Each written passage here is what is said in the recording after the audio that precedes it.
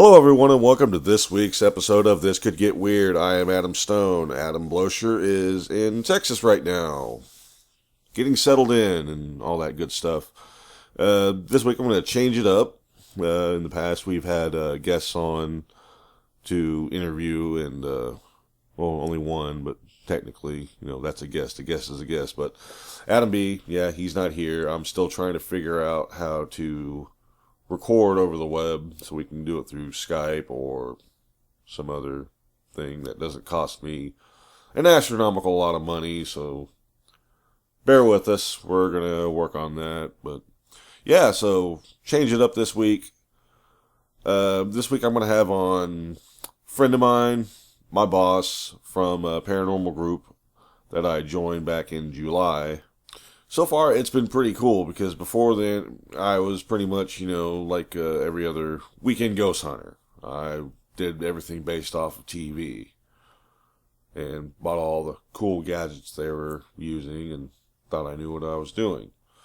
But since that time, I realized I didn't know a damn thing I was doing. Take you back to when I started getting into the field of the paranormal was a book I had in school. Yes, kids, a book. You read it, not off just a Kindle, even though I'm sure they're fun for that, but an actual book you open up. And it was called America's Scariest Ghosts. And I still have that book, as a matter of fact. I got it like years ago from the same school, the exact same book. And I've got it around somewhere. And basically it just told all these urban legends of Abraham Lincoln's ghost in the White House. That was the first time I ever heard of the Bell Witch. That terrified me. And I was so fascinated with that story about a manifestation of a spirit that just showed up and terrorized this family in Adams, Tennessee, John Bell. And the entire family. It was mainly him and his daughter. And years later, I read a book by Brent Monahan, I believe his name was, and that kind of had like a interesting twist on the whole Bell Witch story of how it was a PK phenomenon off of the daughter Betsy Bell, who was also being tormented. And later, that became the movie American Haunting. And if any of you kids have never seen that, I haven't seen it yet, but from what I heard, it's pretty good. Interesting story. Place is still there nonetheless because it is an actual property in town. And, I remember back in the day, would-be ghost hunters would go there, take all types of pictures, and there would be and I always thought it was just a buzzword from the movie Ghostbusters, but ectoplasm would be in the photos. The nice little smokiness is basically, back then I was like, oh my God, that's a ghost. That's a ghost. Wow. They actually caught something. From what I understand, there's nothing there. Because anything that happened with that family died with that family. But with that being said, bring it to present day, get on Facebook, befriend a few people, and one of them happened to be the field operating director, Cale Epperson. And he would post, that his group Midnight Paranormal had open positions. And I thought, well, what the heck? Because Adam and I, we started our ghost hunting group together, basically hitting people up on Facebook, letting them be open that, hey, we'll come investigate your house for free. Just to get our, I guess, foot in the door, so to speak. And we didn't really get a lot, but it was just good for experience. And plus, you got to catch up with old friends. But, flash forward, and I called the number that was on Facebook and got me a hold of Lindsey Miles, my boss, current boss right now in Midnight Paranormal. Had the interview, hit it off just fine. Adam says, it was funny because during the interview, Adam was like, just quiet the entire time. Believe it or not. Man's on a podcast, but that's just how he is. And towards the end of the interview, he's barely said anything, and then he drops the ball. Oh, by the way, I'm leaving for Texas. And I'm sitting there waiting for him, at the beginning to say something. And, Lindsay looks at him like, oh, gee, great. That's lovely. But here I am today, a couple investigations later, and, so far it's been pretty cool. And this group uses more of a scientific method rather than, going all willy-nilly and saying every little tap, every little fluctuation in an EMF meter is a ghost. We're not necessarily like the TV ghost hunters. We're actually kind of taking it back to where it originally was, back when parapsychology was actually a subject in college you can take. And they use all the scientific methods of breaking down how the paranormal phenomenon works. And, the way I understand it, 9 times out of 10, it's not a ghost. It's a needle in a haystack. You're not really going to hit that number. You're not going to have that one true event that everybody experiences. And, you can have a personal experience. You can't document that. You can only try to reenact that moment as much as you can and try to record as much data and analyze that data. And in this field, it's usually used with environmental meters such as the EMF meter, any type of temperature fluctuations, barometric pressure, all those things factor. And then there's also the audio side of it for electronic voice phenomenon, or the video, or say, any type of visual. We try to get all that, but mainly it breaks down to personal experience and environmental.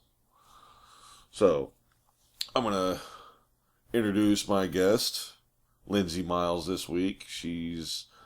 Has over 10 years of experience in the field. Yes, over 10 years. And, let's start from there. Let's start, how'd you get into the field? What influenced you? Honestly, it's probably the funniest story. I lost a bet. And I was working at Foley's, and a bunch of my coworkers wanted to go see this thing called Crybaby Bridge. Right. Where a lot of activity happens. Every town has one. Right, every single town. And the location they gave me, we used to run cross country there. It used to be one of our workouts. And so I was like, there's no way this place is haunted. I ran there for years as a kid. And so I was like, okay, well, I'll go anyway. So we go at night, and it was definitely different at night. I'm not going to say that it was paranormal, but it's what got me in the field. There were some things that I saw that I can't explain, and things that I heard that I can't explain at that time. Now, going back, I would probably be a little more serious about it and be able to debunk everything. But at the time, I was like, this is pretty cool. Yeah. So I turned to my friend and I said, I think there's something, going on. Why don't we start a group and kind of go through and start debunking urban legends? And that's kind of how it started. We didn't know what it was called at the time, paranormal investigating. We didn't know that. And then I started doing more research and found a couple of groups and started studying what we were actually doing. And then we molded our teams off of a couple of different teams I had researched. And I just kind of molded my team to that and have been carrying it ever since.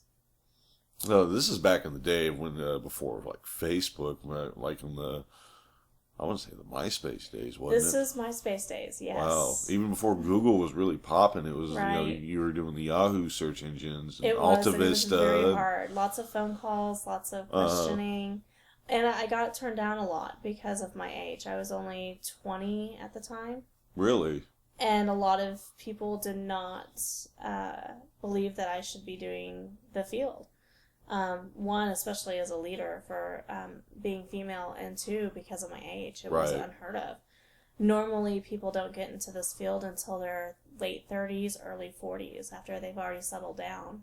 And so I got a lot of crap thrown at me. So it was a hard struggle.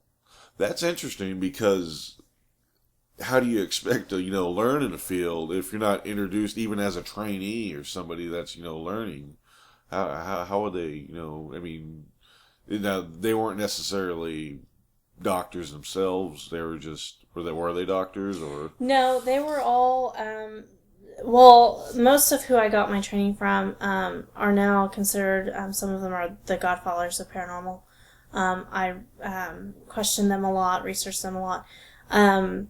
The Oklahoma teams were actually very unwelcoming. And so I pretty much just outsourced. And I started watching like what teams would post, how they would run their investigations. And I just took a little bit of what I liked from each team and was like, okay, well, I don't like this and I do like this. And we just kind of started molding it. But yeah. That's cool. Yeah, because like I remember, about around that time when I was always, fascinated in it, and I remember just seeing like, the show I used to go to before they had, the Ghost Hunters and the Ghost Adventures, and there's a paranormal show popping up all the time. Back in the day, it was Sightings. That was my show to go to back in the day, because there would be stuff on there that just, that always made me question, all right, why did that happen, and how did that happen? What would it be like to be in that situation? And this was back before they had all the fancy equipment that was available to the public like it is now. Right. Where they had like all the like meters and stuff like that. I mean, it's not even just that, but they'd have the old VHS huge cameras and stuff, and these huge spotlights in these dark houses. And then eventually it got to the whole night vision look.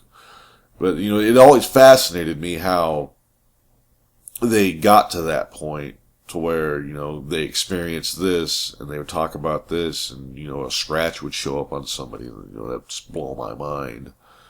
And I just wanted to talk about, about like personal experience versus, say, something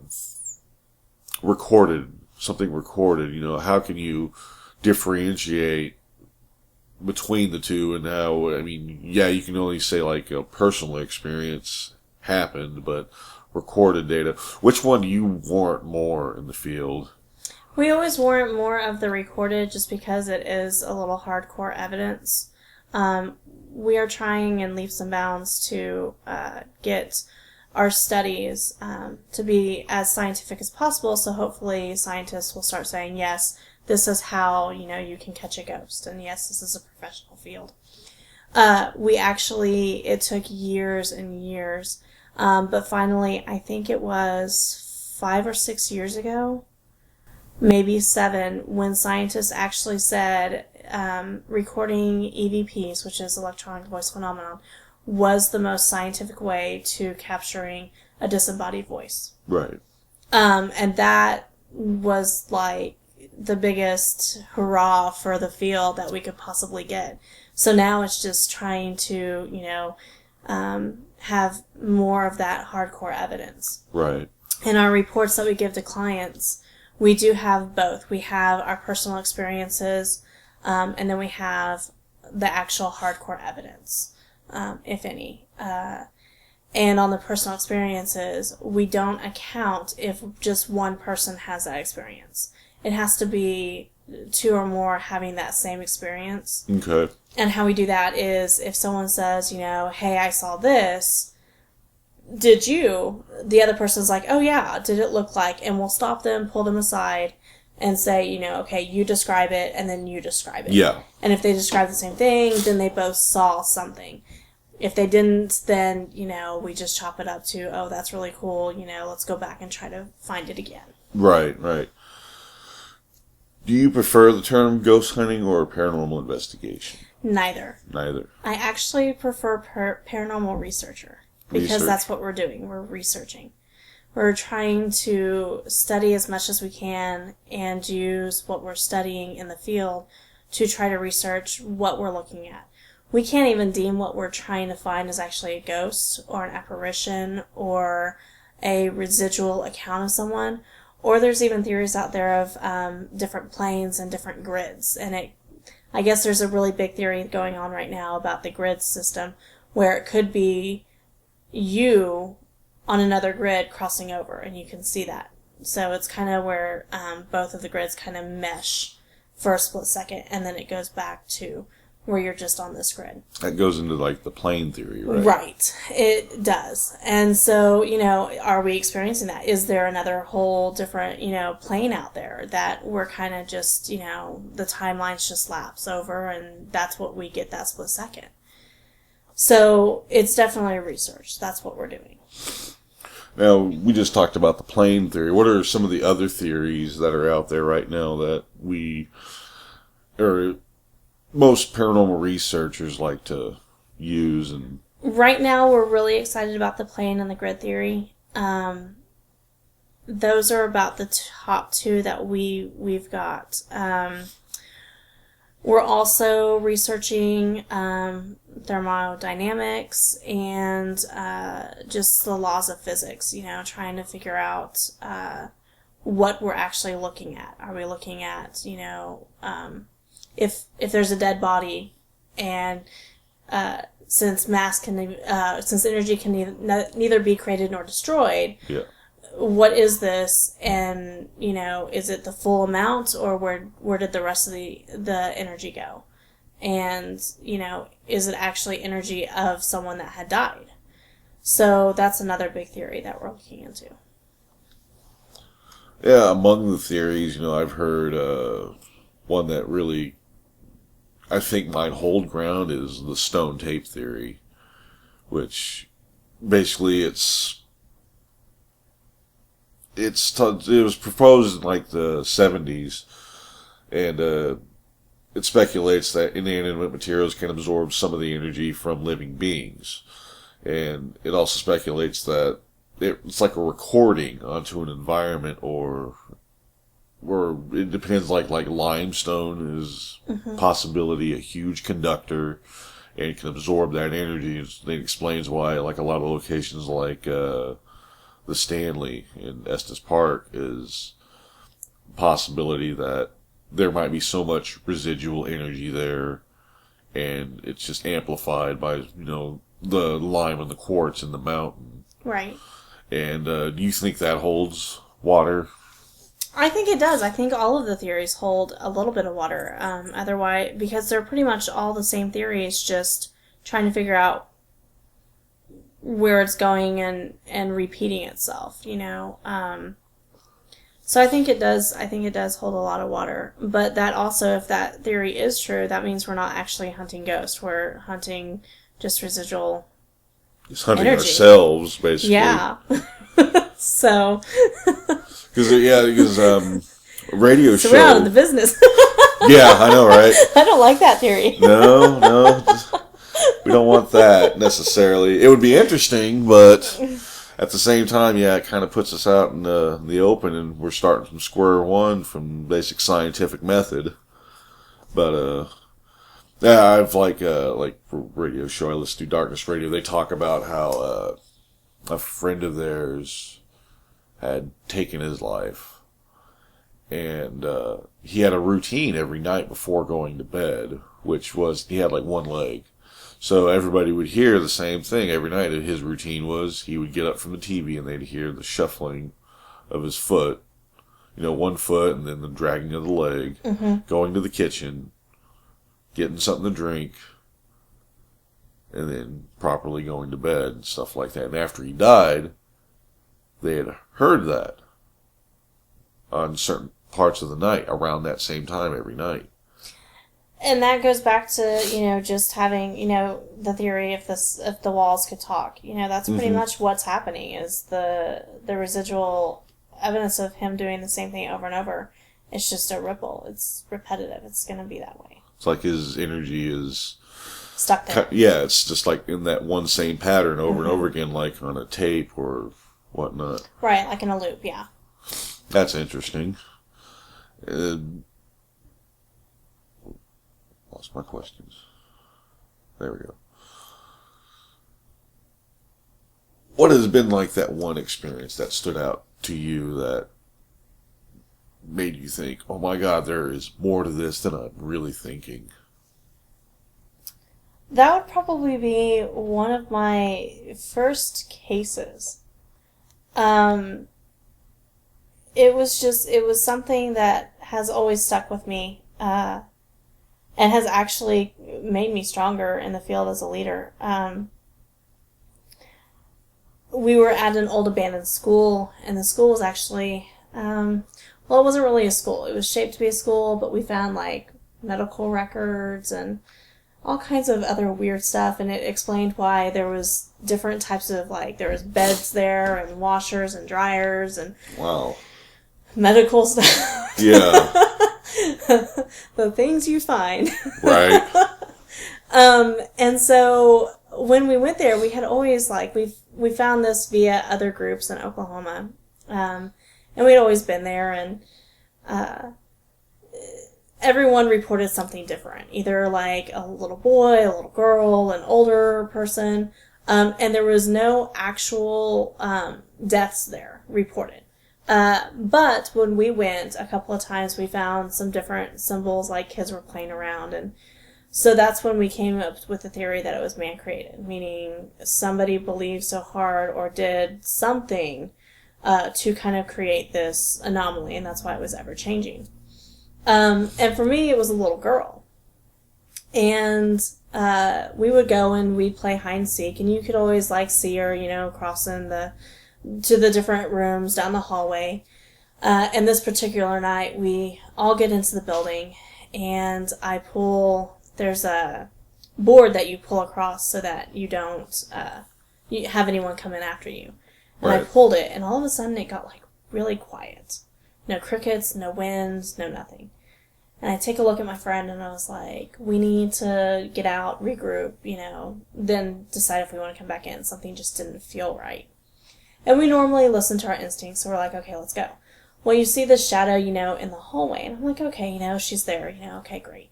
So we get the team out, and I literally have to shove one of my members out the door, because she's like, oh no, it's safe, and we're like, go. Yeah. And so it's me, my friend, and her friend, who's a guy. And my friend is standing in the doorway, and me and the guy are looking down the hall, and he's directly to my right, within an arm's reach. And all of a sudden she comes really close, this shadow.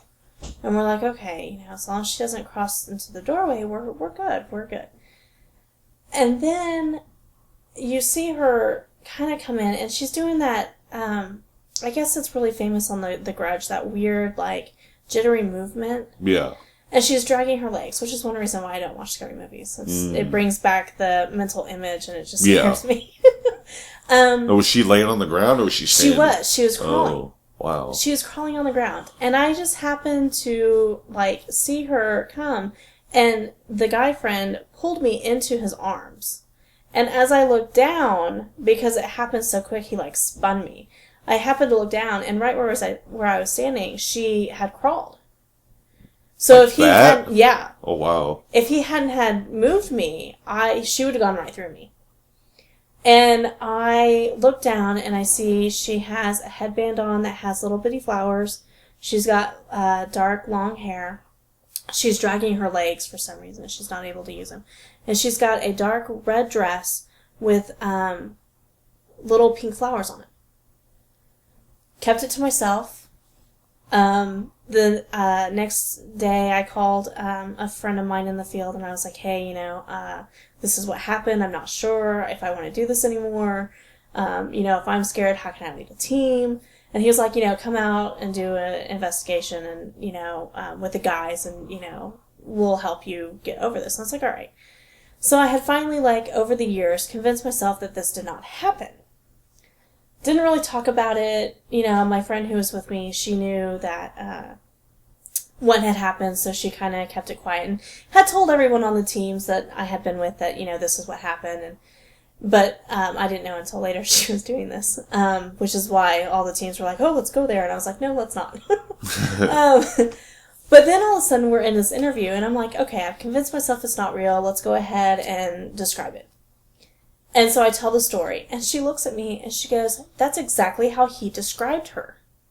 And she was talking about her friend that pulled me into him. And at that moment, I realized just how real this was. Yeah. But it was that moment, like, way back then that I was kind of hook, line, and sinker. It scared me half to death, but I was ready for it. It took me about 3 weeks after that to finally, like, get really back into the field, because the next week when I was with the guys, something else happened, and that scared me too. But it made me stronger, so now everyone's like, oh, how do you, like, go into buildings? I'm like, trust me, you guys got nothing on me. Yeah. And that's interesting because everybody in the field really wants that experience. Right. And those that have that experience don't ever want it again. Yeah. Because it's something, I've heard, it's something that chills you to your core and kind of really, literally, I mean, so to speak, touches your soul. Right. And, and I've never had, a true standout experience yet to where even seeing a shadow dart by, I've never had anything. I've never heard disembodied voices or anything. And deep inside of me, as as an investigator, I want to have that experience to get it out of the way. Right. Because I want to go on to that next step where you're at right now, so I can look at it and think about it, and instead of having to worry about having something jump up on me and just change me forever. Because I'd rather have that happen rather than, just get it out of the way. And that's what differentiates, in a lot of ways, a ghost hunter from a paranormal researcher. Okay. There are different terms that you use, and it goes along with how long you're in the field and what you're really doing. And a lot of people just starting out in the field, they, see taps and they're like, oh, I want this to happen, and I want to see a ghost. And they're ghost hunters. That's what they're looking for. Uh-huh. Until they actually come across it, they will never get past that stage, because in the back of their mind, they'll always want that to happen. And then after that, once they realize, okay, it's not as bad as I thought, it's kind of cool, then they can start moving on to the research aspect and the investigation, trying to debunk stuff. That's pretty much the phase I want to be at right now. But at the same time, it's like, am I ready for that, though? Because you never really know if you are. Right. And everyone moves at their own pace. Each team out there are at different levels. And some people will always be ghost hunters, and some people will, learn and want to learn more and study more of the field and become paranormal researchers. It's like, do you want to be a weekend ghost hunter, or do you want to be Barry Taft? Right. And I actually didn't give myself the name paranormal researcher. I still consider myself a paranormal investigator. And then I was on the phone with one of my friends in the field, and he actually, watched me from day one when I started the team 10 years ago. And he was like, you've really grown. And I was like, yeah. And he was like, you're no longer an investigator. And I got scared because I didn't know what that meant. Yeah. I was like, what am I? And he was like, you're a researcher. You're out there researching what's going on. And I was like, oh. And ever since then, I've kind of had that sense of pride that I've, I guess mastered the steps or whatever. And so now I'm trying to push my team more towards that. And some people will follow and some people won't. And it'll be, whatever they want. But I really want our team to be known as paranormal researchers, not ghost hunters.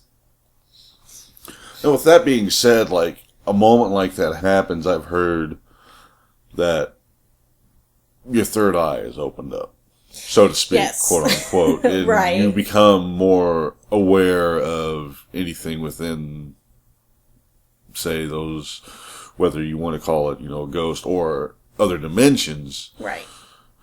Is it true that you're pretty much opened up and more sensitive to your surroundings and environments? Oh, most definitely. Mostly because you're doing this, some people do it every weekend, some people do it every other weekend, some people do it every other day. It kind of depends on your schedule. But you're literally opening yourself up because that's what you're looking for. You've got to learn to hone in on, distinguishing the different sounds and, really just open yourself up to experience that. You can't go into a place and be so close-minded that whatever happens is just not paranormal. There's something explained. Because if you go in thinking that, then you're never going to experience anything. It's like the old biblical saying, seek and ye shall find. Right. And sometimes there's some things out there that you don't want to find. Yes. Those are fun. Yeah.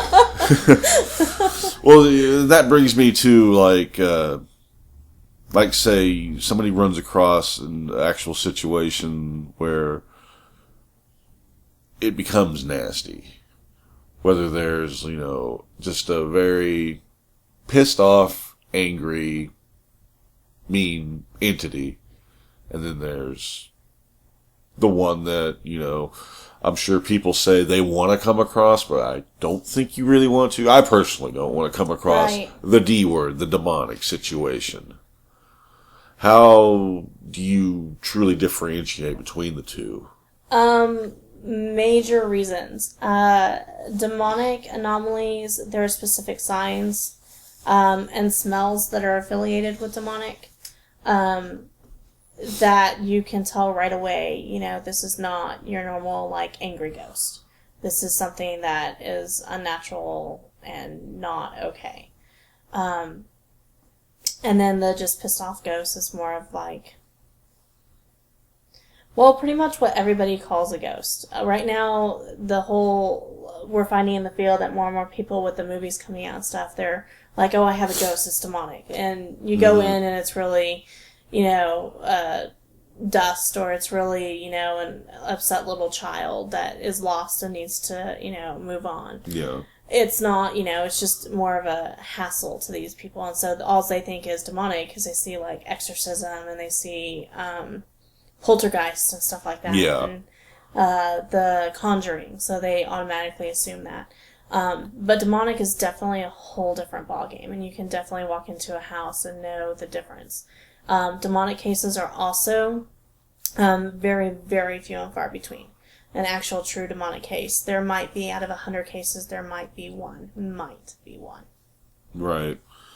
With that being said, talking about how things been burned into people's minds about how the negative stigma, like the Ouija board, ever since The Exorcist came out, that's when the Ouija board became demonized because of, Captain Howdy and what Captain Howdy turned out to be, being part of the possession and everything. And if I'm not mistaken, the real case, the little boy was supposedly messing with the Ouija board. Things like that you've worked with before, if I'm not mistaken. Yes. And I've always heard, it's always that stigma in the back of my mind, don't mess with the Ouija board. And then there's, some people say, you can. It's the same thing as, say, like a spirit box. It is. I mean, and both you're actually asking to communicate. Right. So, you're opening up the doorways. Now, there's a right way and a wrong way to do a Ouija board, obviously. You don't want, certain candles lit if you are lighting candles. You also want to make sure that, you don't want anything dark to come in. But you're essentially opening a doorway by asking for something to come in. So, in all actuality, yes, it is, I don't want to say dangerous, but it's not, a Mattel toy. Yeah. Yeah, basically you get them right off the store shelves at any toy store, and it's just sitting right there. And you don't ever want to do one used, either. Like, if you really want to do a Ouija board, go out and buy new ones. Spencer's has them. I mean, all kinds of stores have them. I wouldn't go to any, antique shop or anything like that to locate it. Even, I know they have them in, for you ladies out there, they have them in pink. Ah. I've seen them. I'm like, really? That would be cool. That would be. Mine glows in the dark. Oh, hey, well, that's cool. I know you have one, the last meeting we had, you showed one that was cleansed, as you call it. What goes into that process? Well, you don't have to go into the details of the process, but what does that mean? Is it just like a cutoff, like the line is cut? It pretty much means that it's not going to work. And it's funny because normally, when we have a group gathering, and yes, there is some adult beverages. Everyone is over 21. Mm-hmm. But they're all like, oh, I want to do a Ouija board. So I pull out mine and I, let them use it. And then, after they start sobering up a little bit, they're like, wait, this isn't going to work, is it? And I'm like, nope, that's why you can use it. I was like, have fun. But yeah, it just pretty much means it's more for decoration. And you can't really, I'm sure if you worked really, really hard at it, you could get something through, but it's going to be really hard. Right, and I've heard that a lot of it is actual muscle movement just within the fingertips. Oh, yeah. And you're also going to be subconsciously answering questions yourself, so, yeah. What's been like the standout evidence that you've ever seen? It's just like, wow, that's, proof positive, or it could be audio, visual, whatever. I'm going to go ahead and say probably Villisca Axe Murder House. We have, I think it's Ina. We have a picture of Ina, and then we also have multiple voices of her. Mm-hmm. And so when we go there, we've been there, I think, 4 times. We always get something from her. We only have one picture of her, though. But we always get EVP of her, and she's always in a playful mood. And she'll answer our questions, and then, when it's time that she's done, she'll say, play with me, and you play with her. And that would probably be, of everything combined, that would be the best. What would you consider the best equipment used? It can be anything within the field. I'm going to have to say the voice recorder, just because you can document so much more than just EVP. You can document the temperature readings, you can document your personal experience, but it's also just the EVP. I mean, that's going very back old school. It also gives off the least amount of energy, so what you're getting through is going to be a little more hardcore than like a K2 that gives off a lot or something like that. Right. But it's also the most scientific, so you're going to want to go for the most scientific. So you're, weekend ghost hunter starting out in the field. What are the tools that you're going to need without, spending extravagant amount of money? Your basic tools are going to be a flashlight, a recorder, even just the cheapo recorder is fine. Or if you're really, really old school, you'll get a tape recorder. Mm-hmm. Although those are very hard to find. Yeah. And then just a camera. I went years in the field with just those items. It wasn't until recently that I finally buckled down and got this team, all the high-tech fancy stuff. And a lot of times I don't even use it. I just, I prefer not to. I prefer to go with a group that doesn't use it. Okay. Like things like newer equipment, like today, the big thing is the spirit box. It's, I consider it very hit and miss, much like a Ouija board. It's like the modern Ouija board. Only things are coming to you instantaneously, but either way, it can't be proven or disproven at this point. What are your opinions on it? I don't like the spirit box just because you don't know what you're getting. Now, if you're using a spirit box and you're using a voice recorder and you're using a K2 or something, and all of them are going off at once, you're getting EVP that's not from the spirit box, but an actual EVP, and then you're getting the K2 lighting up the yes or no or something like that. Check and balance is very important in the spirit box. But other than that, because it's channel surfing so fast, right? You don't know what you're picking up. You don't know what stations you're picking up. And you also, because of the graininess, it's so hard to distinguish what it's actually saying, that it could be saying, hi, my name is Bob, and someone's like, oh, I heard that their name was, Jose. Yeah. And you're kind of like, really? So I don't really like it. There's a couple teams out there that are actually trying to make it as scientific as possible. They'll ask a question. And they'll say, can you say, I like bananas? Yeah. And unless that ghost says, I like bananas, they don't count evidence. I mean, it's got to say something so off the wall that no radio station would be like, hey, this is a banana commercial and I like bananas. Yeah, what would be the odds? Right. Saying that, or peanut butter or, anything that would just be not of the norm for a radio station to be picked up. I think we were using that the last investigation we went on when I pulled out the spirit box, and we actually used, that method. Yeah. Or can you say this? Can you say that? And I could see how that would prove or disprove whether it's genuine or not. Right. It's a little more scientific. It's not, the best type of evidence, but it gets it better than trying to come up with saying something when nothing's really there. What are your opinions on, say, not necessarily a trigger object, but say, a reenactment or something of a search? It's like you're in, Gettysburg Address, today and stuff or yesterday. My history's messed up right now. You have, a Civil War reenactment going on during an investigation, just to amp that energy up. Go for it. Yeah.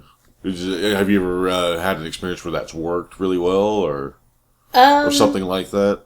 I know that the ghosts tend to interact more with it. I myself haven't been present during a reenactment. We'll reenact some stuff, just if it's a residual, we'll try to, if it's a kid, we'll bring toys for it to play with, stuff like that, and try to make it feel more at home, and they tend to just open up. But if it's Gettysburg, and you've got the soldiers out there that are fighting, the ghosts are definitely going to feel more at home and be a little more positive about it and try to really come out and interact. Yeah, I've heard EVP from stuff like that where they were firing off shots in an old battlefield, and you would hear an instantaneously response, which is considered intelligent haunting. And this is out in the field and stuff like that. After they fired off a couple of shots, they asked name and rank, and you got, you hear the EVP say Corporal so and so or something like that. Right. Things like that. I can see how it'll interact with the environment and amp it up a little bit. Kind of give things, like you're saying, kind of make them more familiarity. Right. I mean, it's not it's going to be kind of more and this is the big joke going on right now, is if you go to a castle in Germany that's 500 years old and you go and speak in English to it, they're not gonna. Yeah. They're not gonna respond. I mean, you're gonna. Yeah. You're not gonna all of a sudden have an English speaking, ghost. It's gonna be German. Right. So I've heard things like that to where.